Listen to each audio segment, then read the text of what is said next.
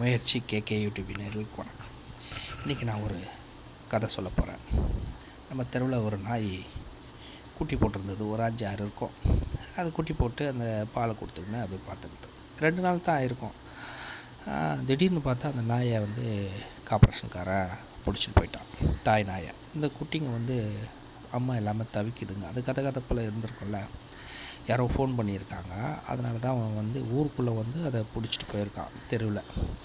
அப்புறம் எங்ககிட்டலாம் சொன்னாங்க. சரி, நாங்கள் எதுக்காக முயற்சி பண்ணுவோன்ட்டு அந்த கார்ப்பரேஷனுக்கு ஃபோன் பண்ணின்னு இருந்தோம். அதுக்குள்ளே என்ன பண்ணால், ஒரு பையன், சின்ன பையன் பால் எல்லாம் எடுத்துகிட்டு ஊற்றி, அவங்க அம்மா, அந்த ஊரில் இருக்கிற பெரிய பசங்கள்லாம் சேர்ந்து, அந்த முதியவர்கள்லாம் சேர்ந்து ஒரு பெட்டை போட்டு அந்த பெட்டு மேலே அந்த குட்டி நாய்களை படுக்க வச்சு அவங்க பராமரிச்சுட்டு இருந்தாங்க. ஆனால் மறுநாள் அந்த நாய் பிடிக்கிற வண்டிக்காரன் அந்த தாய் நாயை விட்டுட்டான். சொன்ன விஷயத்த கேட்டு, இது மாதிரி குழந்தைங்க தவிக்குது, குட்டி நாய்ங்க அப்படின்னா அவன் விட்டுட்டு போயிட்டான். நான் என்ன சொல்ல வரேன்னா, தெருவில் நாய் இருக்குது. அந்த நாய் நம்ம போடுற சாப்பாடு சாப்பிடுது.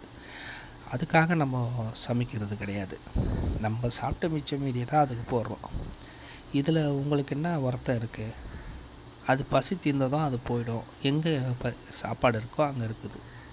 ஒரு வாட்டி நீங்கள் உணவு அளிச்சிட்டிங்கன்னா உங்கள்கிட்ட நன்றியோடு இருக்கங்க. இதை பார்த்து உங்களுக்கு ஏன் பயப்படுறீங்க? அது மனுஷன் கூடயே வாழ்ந்த ஒரு காட்டு மிருகந்தாங்க. மனுஷனால் அது வீட்டு மிருகம் ஆயிடுச்சு. நம்ம தான் அதை கூட்டின்னு வந்தோம். இப்போ நம்மளே தொட்டி விடலாமா? இனிமேல் இந்த மாதிரி பண்ணாதீங்க. வாயிலா ஜீவத்தை வாழ வைங்க.